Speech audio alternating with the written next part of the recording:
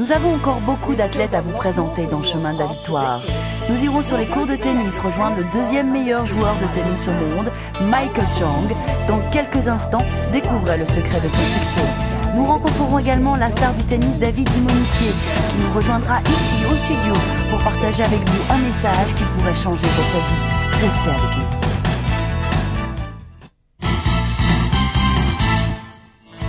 Kip Keino a remporté des médailles d'or et d'argent à 2 Jeux olympiques différents, en 1968 aux Jeux de Mexico et en 1972 aux Jeux de Munich. Il est un exemple et une légende vivante pour une nouvelle génération d'athlètes kényans. Mais pour Keino, ses prouesses athlétiques sont secondaires par rapport au but réel de sa vie. Vous savez, dans ce monde, nous sommes tous unis et nous croyons en Jésus-Christ qui est notre Sauveur. Et tout ce que nous faisons, c'est grâce à sa bonté.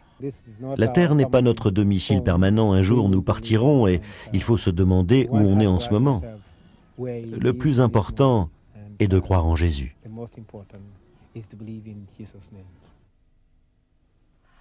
Notre athlète suivant est un champion nigérien et africain.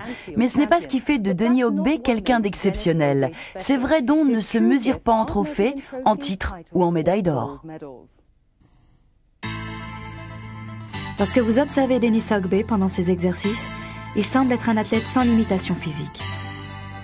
Et pourtant, Denis accomplit tout cela malgré son handicap. Je ne suis pas né ainsi. J'avais 3 ans lorsque j'ai eu la malaria.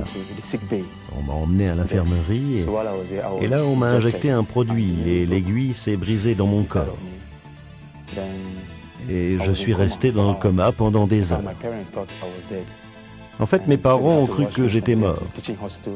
On m'a donc emmené en urgence à l'hôpital.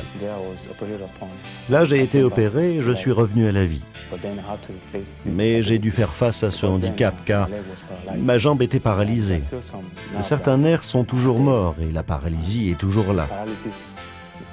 Mais grâce à ma force, je fortifie. Je développe quelques ligaments qui me permettent de marcher. Mais je suis en grande partie paralysé. Mais cette paralysie n'a pas empêché Denis de mener une vie normale. Tout au long de sa jeunesse, ses amis se préoccupaient peu de son handicap. Je pouvais faire tout ce qu'il faisait. Et en quelque sorte, je suis parvenu à l'accepter, voyez-vous. Ainsi, quand je jouais avec eux, par exemple lorsque je jouais au football et qu'ils étaient durs avec moi, ils me traitaient comme n'importe quelle autre personne. Et ça a fait du bien à mon ego. Ça a construit mon amour-propre. Ce qui fait que je n'avais pas l'impression d'être handicapé du tout. Denis affirme qu'il n'avait aucun mal à surmonter son handicap. Mais quelques années plus tard, une paralysie spirituelle déboucha sur une décision qui allait changer sa vie. J'approchais de mes 20 ans lorsque je suis entré à l'université et que j'ai su qu'il ne suffisait pas d'être bon. Il faut également vivre pour le Christ. Vous devez donner votre vie et accepter qu'il est l'être suprême. À peu près à la même époque où Denis reconnut l'existence de Jésus-Christ, il fut invité à participer à une compétition internationale pour athlètes handicapés. Denis s'entraîna, participa à cet événement et gagna. C'était au Caire en 91, des Jeux pour toute l'Afrique. C'était la première fois que je participais à une compétition sportive et j'ai fait les épreuves du disque, du lancer de poids et du javelot. J'ai eu 2 médailles d'or, au lancer du poids et au disque. J'étais le champion africain et donc le champion national. C'est ainsi que tout a commencé. Cela fait 6 ans que Denis participe à des compétitions en tant qu'athlète handicapé. Il déclare que sa réussite remarquable est le fruit de beaucoup de travail et d'une relation personnelle avec Jésus-Christ. Suivre la volonté de Dieu qui m'utilise, c'est ce qu'il y a de plus important. Et pour que Dieu puisse m'utiliser, je dois sortir de ma zone de confort. C'est pourquoi participer à des compétitions est une occasion pour moi de rencontrer beaucoup d'autres sportifs handicapés, hommes et femmes, provenant de divers pays. Et c'est là une occasion pour moi de partager mes croyances ou de semer une graine. Quand j'ai eu ma maladie, je ne suis pas mort. J'en suis venu à me dire qu'il y avait quelque chose que Dieu m'avait gardé en vie pour une raison. Et peut-être que c'était pour que je puisse faire du sport avec les handicapés. Les gens normaux regardent et se disent « Mais comment est-ce que cet homme arrive à faire tout cela ?» C'est un handicapé, il peut courir, il peut sauter, jouer au basketball. Vous comprenez, c'est également un encouragement pour beaucoup de gens. Ils se diront, si Dennis peut le faire, je le peux aussi. Et pourquoi les gens devraient-ils suivre l'exemple spirituel de Dennis? Pourquoi devraient-ils donner leur cœur et leur vie à Jésus-Christ? Parce que c'est la raison pour laquelle nous vivons. Et vous devez simplement donner votre vie. Mais cette fois, pas seulement les handicapés, les gens normaux aussi, tout le monde. Vous devez reconnaître qu'il y a un Dieu quelque part et que c'est pour cela que nous existons. Vous devez le reconnaître, vous devez l'accepter. Il y a un Dieu quelque part, vous devez le faire entrer dans votre cœur, pas simplement trimballer votre Bible partout, mais laisser Dieu être en vous. Et une fois qu'il est en vous, tout ce qui est en vous vaut 2 fois plus que ce qui est à l'extérieur. Il vous suffit de dire oui. Denis espère pouvoir continuer à faire de la compétition en Afrique, en Europe et peut-être même aux États-Unis. Le tennis est un sport réellement international, dont les compétiteurs sont reconnus à travers le monde. Michael Chang est habitué à la notoriété qui est inévitablement liée au fait de figurer parmi les meilleurs joueurs de tennis. Mais qu'il gagne ou qu'il perde, Michael est capable de garder les pieds sur terre. Voici pourquoi. Non loin des lumières éclatantes et de l'argent fou de Las Vegas, habite une superstar qui est l'un des plus discrets et des plus modestes des joueurs de tennis professionnels.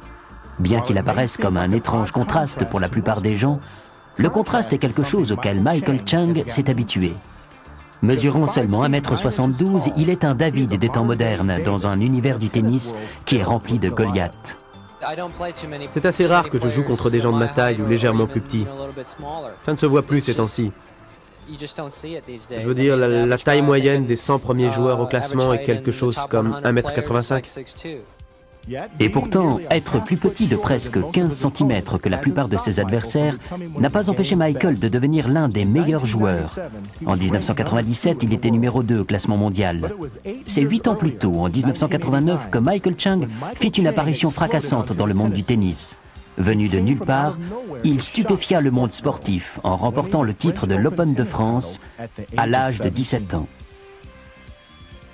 Vous pourriez penser que cette victoire soit pour Michael Chang l'élément le plus marquant de sa vie. Mais Michael soutient qu'un autre événement bien plus important s'est produit plusieurs mois avant sa victoire à l'Open. Cherchant des réponses aux questions existentielles qui s'imposaient de plus en plus à lui, Michael commença à lire un livre que ses grands-parents lui avaient donné. Ce livre était la Bible. J'ai appris pour la première fois l'existence du Seigneur quand j'étais un adolescent. Vous faites beaucoup de recherches, vous commencez à vous poser des tas de questions. Vous vous dites, mais qu'est-ce que je fais sur cette terre? Pourquoi les gens recherchent toutes ces autres choses comme l'argent et la gloire, les trucs de ce genre? Car vous êtes né dans ce monde avec rien. Et lorsque vous mourrez, vous n'emporterez rien de tout cela avec vous. Et vous pensez, il doit certainement y avoir quelque chose d'autre. Lorsque vous regardez les choses de cette façon, la réponse est le Seigneur. Et c'est la raison pour laquelle il est venu, il nous a donné sa parole, et il nous a montré comment vivre notre vie et comment croquer la vie à pleines dents. La décision de Michael de faire de Jésus-Christ son Seigneur et son Sauveur personnel n'est pas une décision prise à la légère. Beaucoup de gens me demandent ce qui fait que le christianisme est différent. Tout d'abord, c'est une relation personnelle avec le Seigneur. Les gens disent que le christianisme est une de ces religions, fait ceci, fait cela, mais ce n'est pas ainsi que je le vois. Parce que réellement, c'est une relation personnelle, vous savez, une relation tout comme vous en auriez avec quelqu'un d'autre. Michael affirme que c'est sa foi en Dieu qui fait toute la différence dans sa vie et sa carrière. Une carrière qui lui a déjà rapporté plus de 14 millions de dollars. Et des dizaines de titres de champion. Je me rends compte que Dieu contrôle tout. Et c'est quelque chose qui, lorsque mon esprit est concentré sur un but bien précis, et qui fait réellement ma force. Je pense qu'il est toujours important, vous savez, pour moi, de connaître mes priorités, de savoir où ma force réside, et dans mon cas, c'est dans ma relation avec le Seigneur. Mais Michael sait que la vie, c'est bien plus que de frapper sur une petite balle jaune. Il sait que le vrai prix de la vie vient de Dieu, le Père, et que c'est un don que tout le monde peut recevoir. J'ai l'impression que dans ma position, ma mission est de toucher leur vie, vous savez, de toucher la vie des gens à la manière de Christ. Parce que par exemple, si je joue et que je fais un bon coup droit ou un bon revers, ou que je fais un bon match, les gens ne s'en souviendront que très peu. Mais si j'ai un impact sur leur vie, à la manière du Christ, ça restera avec eux, pas seulement tout au long de leur vie, mais aussi après.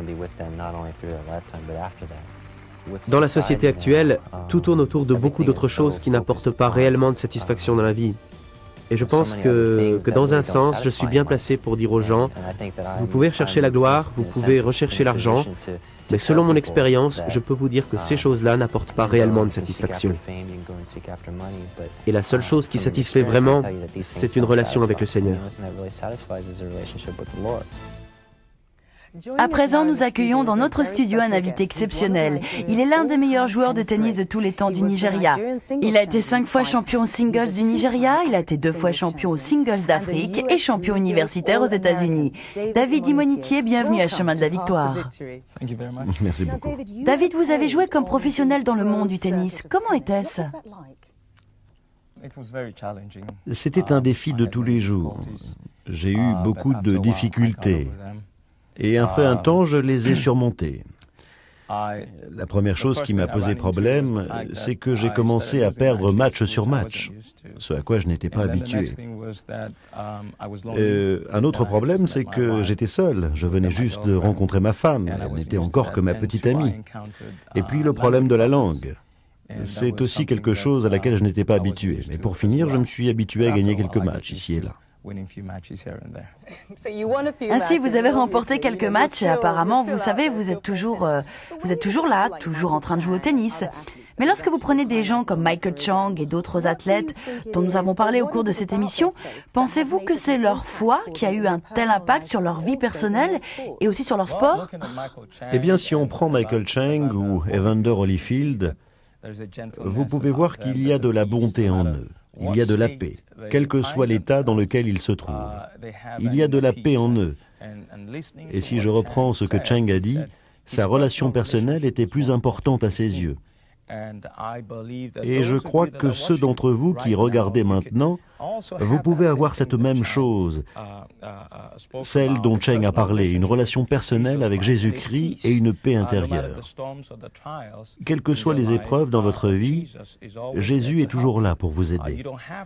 Et vous ne devez pas vous réfugier chez une connaissance, vous ne devez pas courir chez un quelconque docteur ou pour vous aider à satisfaire vos besoins. Jésus-Christ a dit qu'il ne vous abandonnerait et qu'il ne vous délaisserait jamais. Et ça, c'est une certitude. Vous pouvez avoir la même relation comme Cheng et tous ces grands athlètes qui sont des modèles pour vous. Et si vous vous décidez maintenant, je prierai avec vous et vous aurez cette même paix intérieure. Si vous voulez bien, où que vous soyez, penchez la tête. Je vais prier avec vous maintenant et Jésus viendra dans votre vie et il sera votre Seigneur et Sauveur et il vous guidera. Et votre vie ne sera plus jamais la même. Penchez votre tête où que vous soyez maintenant et répétez après moi. Notre Père qui êtes aux cieux, pénétrez mon cœur maintenant. Je me repens de mes péchés. Je demande le pardon de mes péchés. J'ai entendu votre parole qui dit que quiconque invoque le Seigneur sera sauvé. Je vous appelle aujourd'hui, venez et soyez mon Seigneur. Venez et soyez mon Sauveur. Au nom de Jésus. Amen. Amen. Maintenant que vous avez donné votre vie au Seigneur Jésus-Christ, je veux vous encourager. Vous avez fait la chose la plus importante de votre vie. Ce n'est pas la richesse, ce n'est pas l'argent, ce n'est pas les maisons ou les villas ou les choses matérielles. Toutes ces choses s'en iront. Mais ce qui compte, c'est votre âme. Et vous avez fait la chose la plus merveilleuse qui soit. Je veux vous encourager à trouver une bonne église, vers laquelle vous puissiez aller pour apprendre à connaître Jésus-Christ, comment vivre votre vie pour lui, une vie fertile. Trouvez une bonne église et vous apprendrez la parole de Dieu. Vous vivrez en communion avec vos frères et sœurs. N'oubliez jamais de prier, achetez une bonne Bible et étudiez la parole de Dieu. Je peux vous garantir que votre vie ne sera plus jamais la même. Dieu vous bénisse. David, merci beaucoup pour cette prière et merci beaucoup pour avoir conduit des gens vers Jésus-Christ dans le royaume du christianisme. Merci. Merci beaucoup. Si vous avez prié avec David, c'est la chose la plus importante que vous ayez jamais faite. Et si vous voulez bien, j'aimerais que vous fassiez quelque chose. Un numéro de téléphone doit apparaître à l'instant sur votre écran. S'il vous plaît, si vous avez pris la décision de suivre Jésus-Christ aujourd'hui, formez ce numéro. Il y a une personne au bout du fil qui veut vous aider à commencer commencer votre nouvelle vie. Au cas où ce numéro n'apparaîtrait pas sur votre écran, écrivez-nous à l'adresse que nous vous donnerons à la fin de cette émission. Vous savez, la Bible dit que si vous croyez en votre cœur et que vous confessez avec votre bouche que Jésus-Christ est le Fils de Dieu, vous serez sauvés. Si vous avez pris une décision aujourd'hui, nous voulons en être informés. Permettez-nous de vous aider à faire votre premier pas sur votre chemin de la victoire. À tout de suite.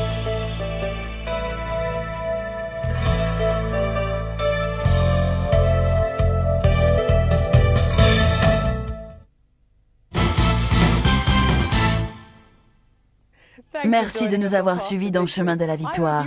J'espère que vous avez eu autant de plaisir que moi. Souvenez-vous, tous les athlètes dans cette émission avaient quelque chose en commun. Une relation personnelle avec Dieu, grâce à son Fils, Jésus-Christ. Mais vous ne devez pas être un athlète de haut niveau pour accepter Jésus-Christ. Formez le numéro sur votre écran ou écrivez-nous à l'adresse que vous verrez à la fin de cette émission. Une personne vous attend pour vous aider à débuter sur votre chemin de la victoire aujourd'hui. Au nom de toute l'équipe de Chemin de la Victoire, que la paix de Dieu soit avec vous et soyez bénis pour toujours. Au revoir.